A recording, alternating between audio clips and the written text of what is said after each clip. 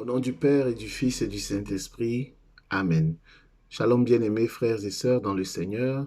C'est pour moi une grande joie aujourd'hui de revenir vers vous avec une nouvelle réflexion en lien avec la prière sacerdotale de Jésus, la prière de l'heure de Jésus, la plus longue prière transmise par l'Évangile.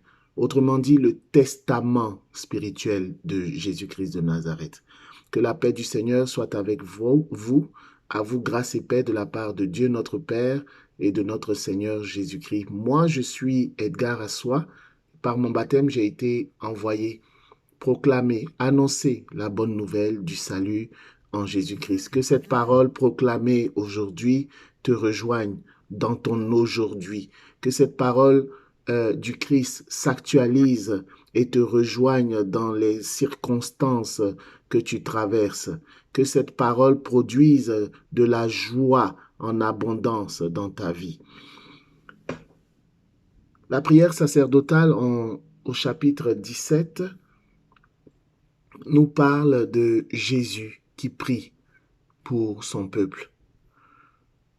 Et la bonne nouvelle de ce jour est que Jésus-Christ de Nazareth est ton partenaire de prière, est le partenaire par excellence. Il est vrai que nos frères protestants mettent un point d'honneur à avoir un partenaire de prière, ce qui est une bonne chose, et c'est même à encourager. C'est important de recourir à l'aide, à la prière de nos frères et sœurs chrétiens. C'est très important. On parle de l'intercession des membres d'un groupe de prière. On peut recourir à l'intercession des membres d'un même réseau spirituel. On entend souvent ce terme, mon partenaire de prière, ma partenaire de prière. C'est très bien. C'est une très bonne chose. Mais sache que le premier des partenaires de prière, c'est Jésus-Christ de Nazareth. C'est Jésus-Christ de Nazareth. Le catéchisme de l'Église catholique, en son paragraphe 2741, dit « Jésus prie aussi pour nous, à notre place et en notre faveur.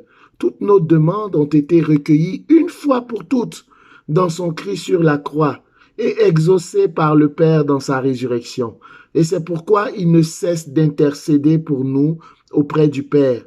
Si notre prière est résolument unie à celle de Jésus dans la confiance et l'audace filiale, nous obtenons tout ce que nous demandons en son nom. Bien davantage que ceci ou cela, l'Esprit Saint lui-même qui contient tous les dons.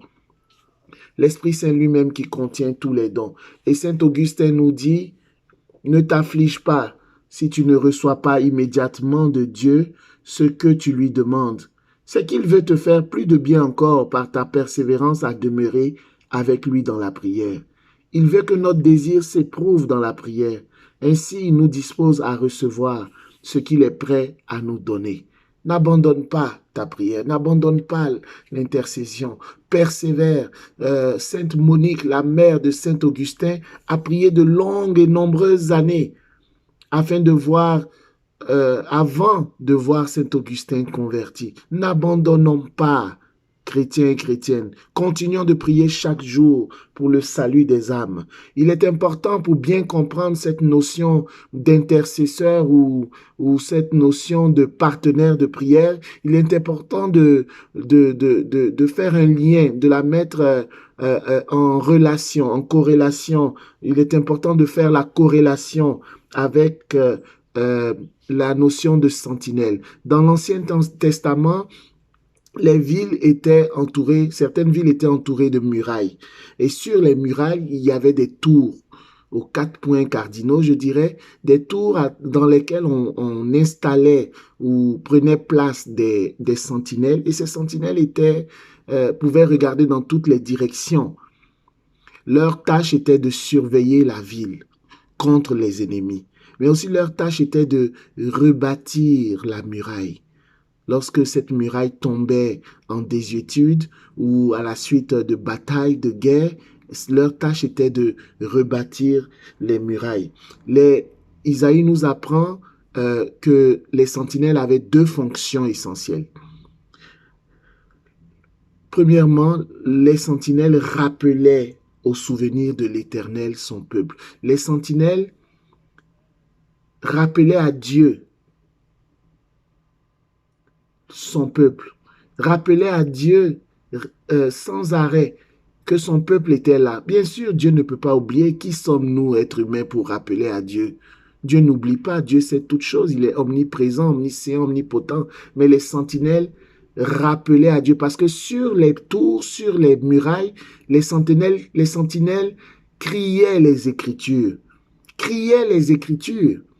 Donc, elles rappelaient d'abord au souvenir de l'Éternel son peuple, et ensuite, elles rappelaient au souvenir du peuple de Dieu les promesses qu'il avait faites.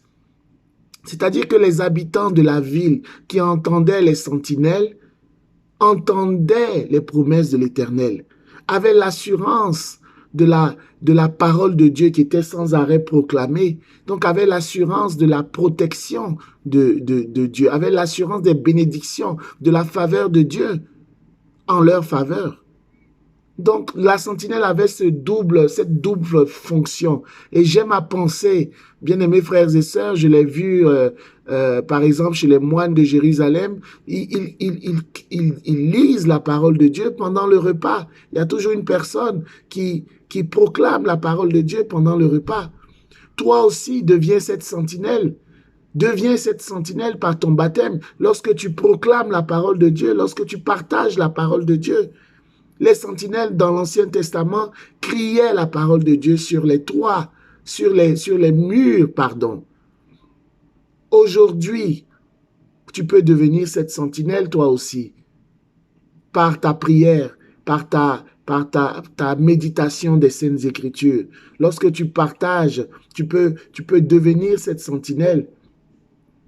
Lorsque quelqu'un traverse des moments difficiles, tu peux devenir cette sentinelle. Les murs dans l'Ancien Testament qui avaient besoin d'être rebâtis par les sentinelles, eh bien dans le Nouveau Testament, tu deviens ces murs. Parce que Jésus nous dit, nous sommes la maison de Dieu. Nous sommes le temple du Saint-Esprit. Jésus a dit, détruisez-moi ce temple, je le rebâtirai en 3 jours. Il s'agit de la personne même.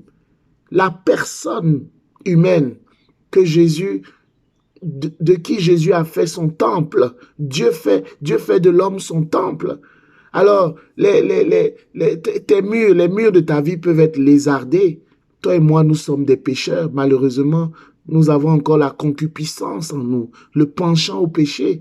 Et ce penchant au péché lézarde nos murs, affaiblit nos murailles. C'est pourquoi nous avons besoin d'intercesseurs. Dans nos vies, il y a des brèches, malheureusement. C'est pourquoi nous avons besoin d'intercesseurs. Parce que Dieu cherche, il le dit en Ézéchiel 22:30, « Je cherche parmi eux un homme qui élève un mur, qui se tienne à la brèche devant moi en faveur du pays, afin que je ne le détruise pas, mais je n'en trouve point. » Il y a des brèches qui ont besoin d'être restaurées, qui ont besoin d'être réparées. Isaïe nous apprend encore au chapitre 58, on t'appellera réparateur de brèches, mais c'est de toi qu'il s'agit, serviteur et servante de l'évangile. C'est de toi qu'il s'agit, baptisé en Christ. C'est de toi qu'il s'agit.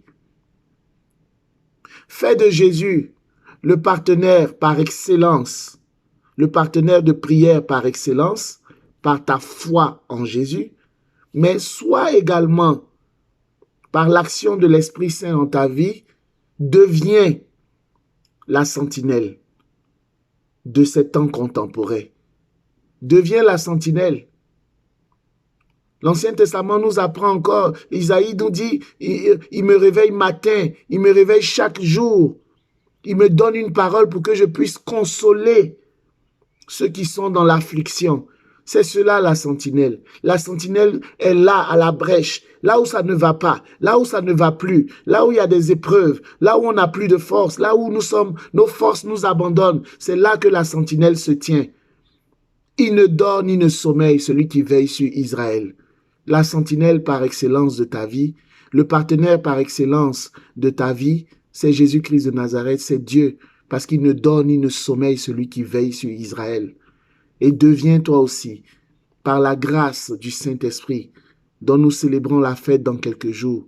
Deviens toi aussi sentinelle pour les autres. Que la paix du Seigneur soit avec toi, au nom du Père et du Fils et du Saint-Esprit. Amen.